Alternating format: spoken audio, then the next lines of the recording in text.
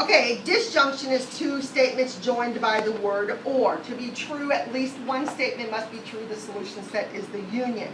So here's where you're going to join and put everything together. Include everything. This is a little harder to kind of pull together. Okay? They're going to say or.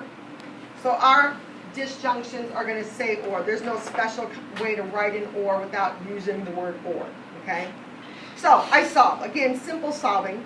Add the 3. So 2x is less than or equal to -3. And divide by 2. X is less than and -3/2.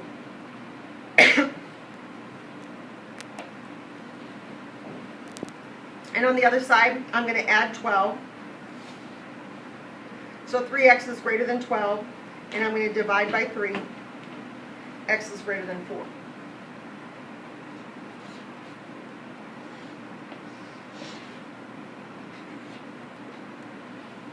So I go to graph.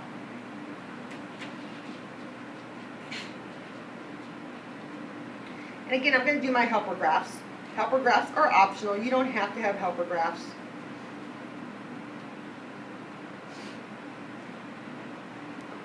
And I have x is less than -3/2 and x is greater than 4. So I have my helper graphs there. And I have an or.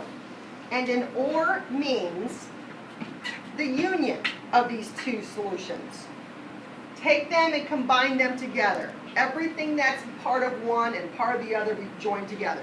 So this is going to kind of be a weird question, but if I take all the numbers -1/2 and less and put it together with all the numbers greater than 4, what am I going to get? I'm going to get all the numbers less than or equal to -1/2 and all the numbers greater than 4. I'm going to get exactly what I just said. So my helper graphs basically are my answer. Because remember, it's an or. So to be true, only one of these needs to be true.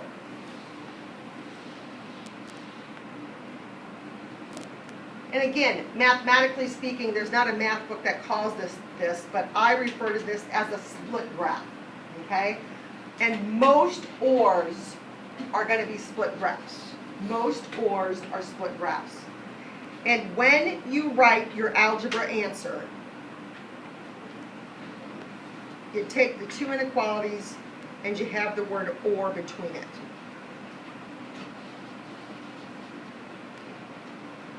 So when you have a split graph, the word or is part of your algebra answer. If you did not write the word or in your answer, I would take off for that. That's important. I want to see the word or in the answer. Now, this is why the word is important, because had that been an and, the answer is different. So you have to pay attention to the word.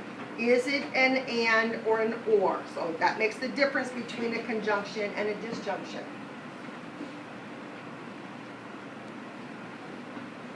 Okay, next example. Solve again. Again, pretty simple solving. Add your x. So 5x plus 3 is greater than 13. And then subtract 3. 5x is greater than 10. Divide by 5. And x is greater than 2.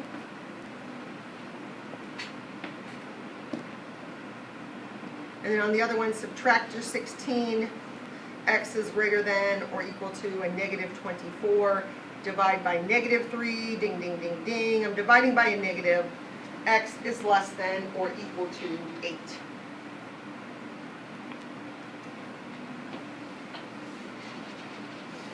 So the solving part should be of no problem at all. Simple number line, only put the numbers you need.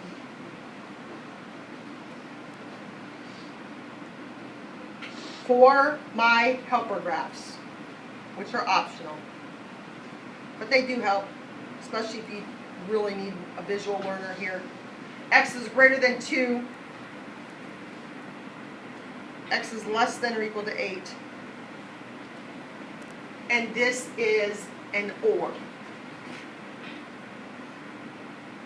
So an or means to union them. combine them, include everything. So, if I went and took all the numbers bigger than 2, and I took all the numbers 8 and smaller and combined them together, I end up with what? What do I end up with?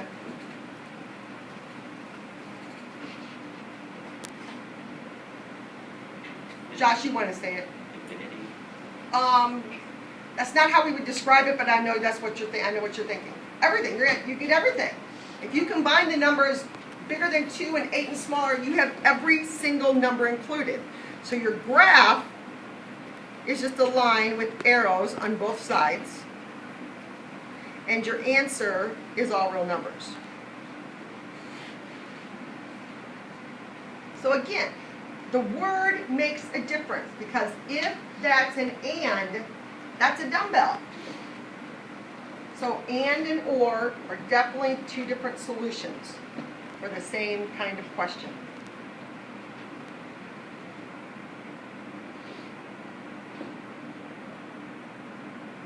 Okay, and then my third example on an or. So we solve each one, the left and right of the word or, so subtract your 3. So negative 2x is greater than negative 5. Divide by negative 2. Ding, ding, ding. You're dividing by a negative. So switch the direction of the inequality symbol. X is less than 5 halves, or 2.5.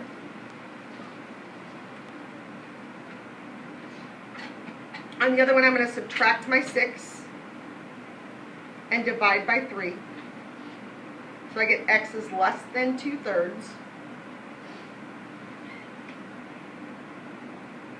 Please know that 2/3 is smaller than 5 halves.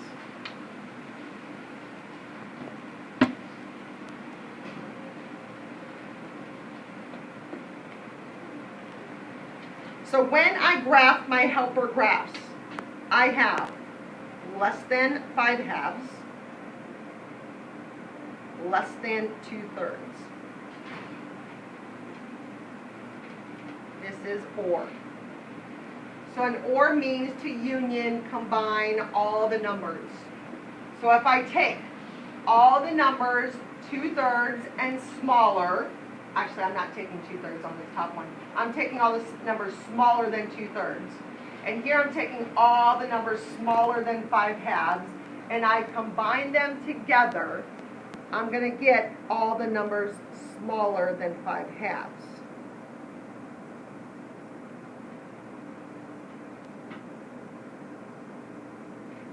And again, your algebra answer should match your graph perfectly. So it's the x is less than 5 halves.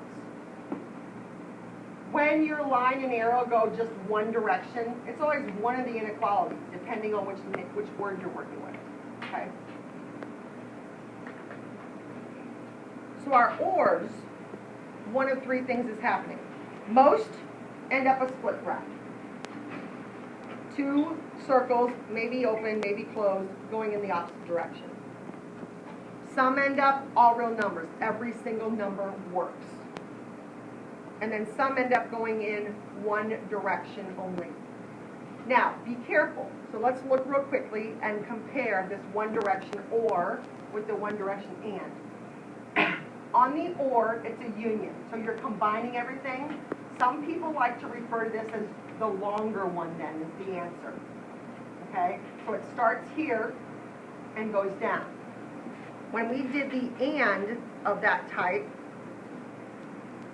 it was the shorter one. From here down or up. Okay? Because it's where they start overlapping each other. So when they go in one direction, make sure you distinguish which one is which, because they're different.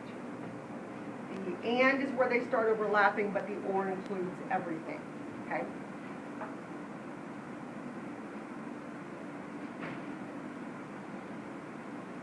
Questions?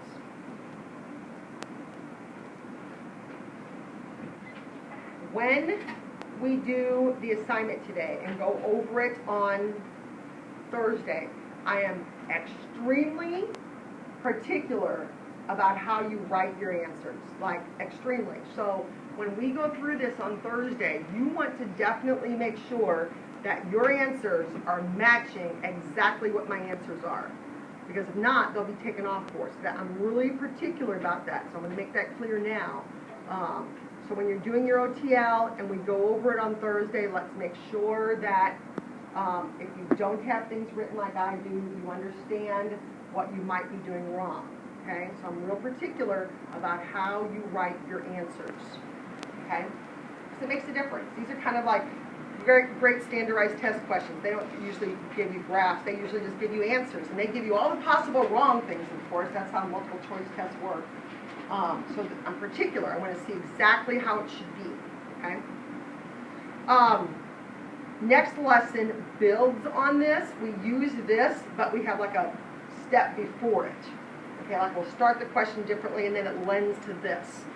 So our goal assessment won't be next class yet. Okay, we're going to do goal 9.3 before we do our goal assessment. Okay, so today your OTL is in backpack. Okay, I just made my own up instead of using the book. The book